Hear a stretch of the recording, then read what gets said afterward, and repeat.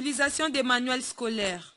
Avant de commencer cette session, faisons un rappel de la session précédente. Prenez 20 minutes pour partager avec vos collègues sur les situations problèmes que vous avez rédigées lors de la session précédente.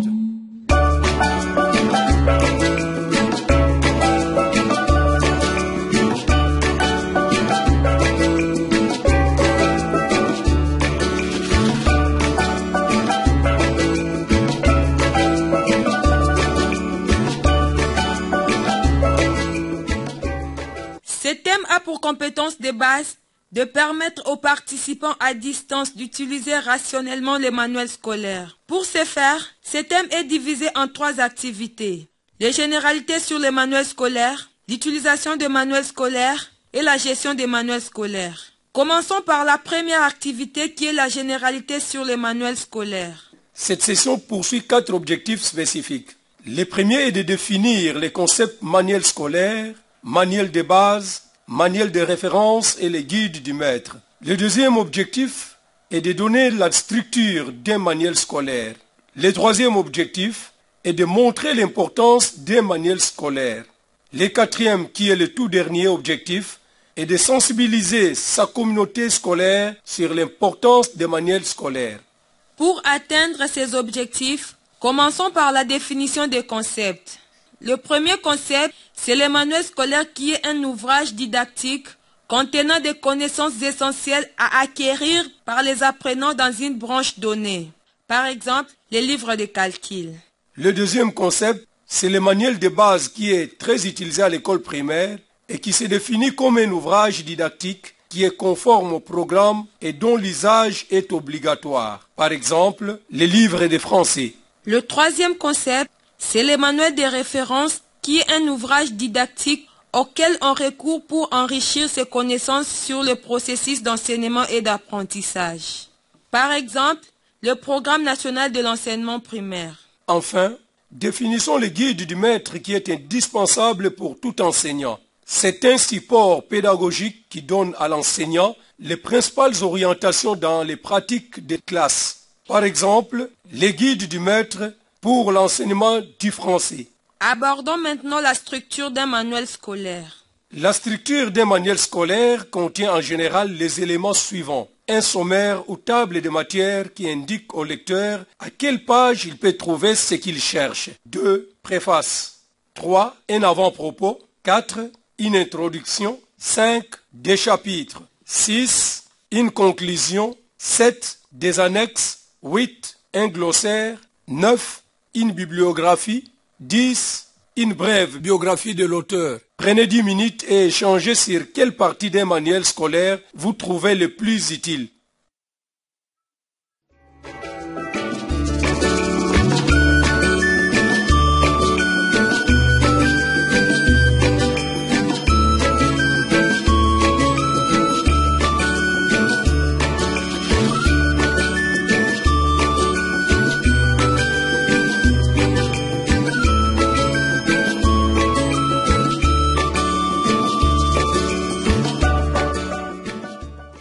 À présent, parlons du tout dernier point de notre session qui porte sur l'importance d'un manuel scolaire. Ici, nous cherchons à comprendre en quoi peut servir un manuel scolaire. Premièrement, le manuel scolaire propose des stratégies d'amélioration de connaissances dans le processus d'enseignement et d'apprentissage. Deuxièmement, le manuel scolaire favorise l'acquisition de connaissances dans le processus d'enseignement et d'apprentissage. Troisièmement, le manuel scolaire est le dépositaire de contenus d'enseignement conformes au programme. Quatrièmement, le manuel scolaire est la source documentaire dans le processus d'enseignement et d'apprentissage. Ces sources peuvent être des tests, des images, etc., etc. Afin de vous assurer que vous avez bien assimilé la matière, voici quelques exercices. Donnez un exemple d'un manuel scolaire, d'un manuel de base, d'un manuel de référence, d'un guide du maître que vous avez dans votre classe et pour chacun, dites à quoi il sert. Prenez 15 minutes pour échanger.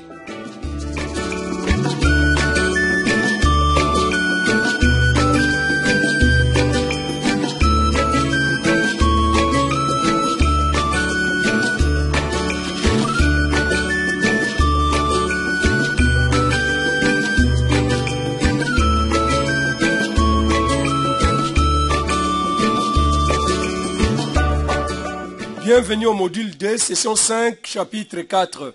Passons maintenant à l'utilisation des manuels scolaires. Lorsqu'on aborde ce thème, nous avons 4 objectifs spécifiques. Objectif 1 est d'identifier les utilisateurs du manuel scolaire. L'objectif 2 est de montrer l'importance du manuel scolaire pour chacun d'eux. L'objectif 3 est de donner la différence entre les guides du maître et les manuels scolaires ou manuels de l'apprenant. Enfin, l'objectif 4 est d'expliquer la procédure à suivre pour l'utilisation d'un manuel scolaire.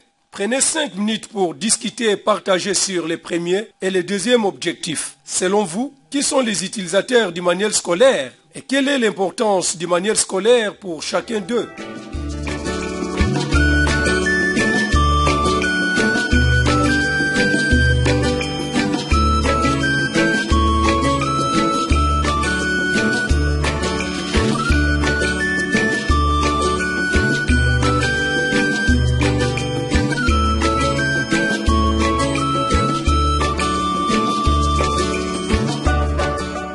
J'espère que vous avez pu identifier les acteurs et utilisateurs des manuels scolaires. Nous avons les apprenants, les enseignants, les directeurs d'école, les inspecteurs, les conseillers d'enseignement, les parents et les chercheurs.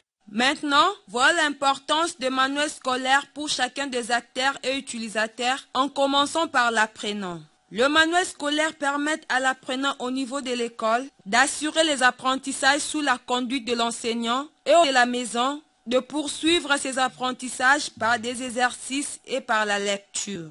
Pour l'enseignant, le manuel scolaire permet de bien préparer et animer ses leçons, d'avoir une vue d'ensemble, de disposer d'un outil de référence et de gagner du temps pour éviter les tâtonnements. Pour les directeurs, l'inspecteur et les conseillers d'enseignement, les manuels scolaires leur servent d'une référence pour contrôler, encadrer et évaluer les activités des enseignants et des apprenants. Pour les parents, les manuels scolaires permettent de faire le suivi des enfants et de garder les liens privilégiés entre l'école et la famille. Et enfin, pour les chercheurs, les manuels scolaires permettent d'apprécier notamment la validité des contenus. Passons à présent à un autre point portant sur la relation entre les guides du maître et les manuels de l'apprenant. Tous les contenus du manuel de l'apprenant se trouvent dans les guides du maître. De plus, le guide du maître contient des indications méthodologiques, les corrigés des exercices, d'autres exercices d'évaluation. Le tout pour une meilleure exploitation du manuel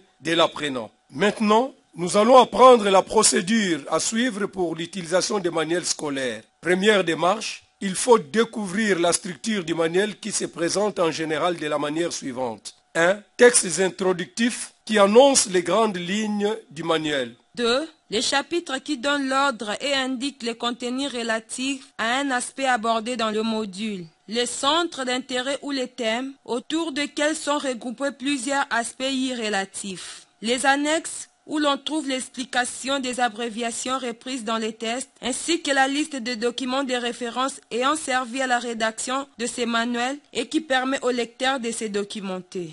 La deuxième démarche est d'établir les rapports entre les programmes et les manuels en comparant les contenus. La troisième démarche est d'exploiter les textes introductifs du manuel, car les objectifs poursuivis dans les manuels, les méthodes d'enseignement, les modes d'emploi du manuel, ainsi que les avertissements à l'intention des utilisateurs sont contenus généralement dans les textes introductifs. La quatrième démarche est de découvrir les types d'exercices d'évaluation et leur variété, car ces exercices doivent être en nombre suffisant et concerner les différents aspects des apprentissages, c'est-à-dire les questions de contrôle, les exercices de compréhension, des applications, d'analyse, de construction et s'ils font appel au travail individuel ou collectif de l'apprenant.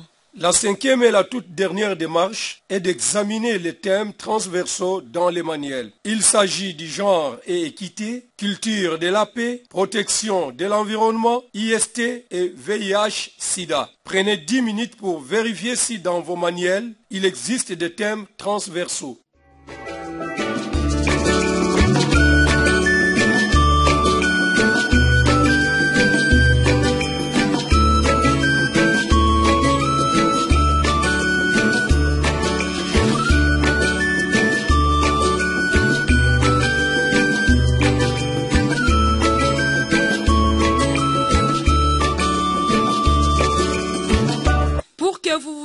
assurer d'avoir bien assimilé la matière? Voici quelques questions auxquelles nous vous demandons de répondre. Prenez 15 minutes pour citer les principaux utilisateurs de manuels scolaires et donner la différence entre les guides du maître et les manuels de l'élève.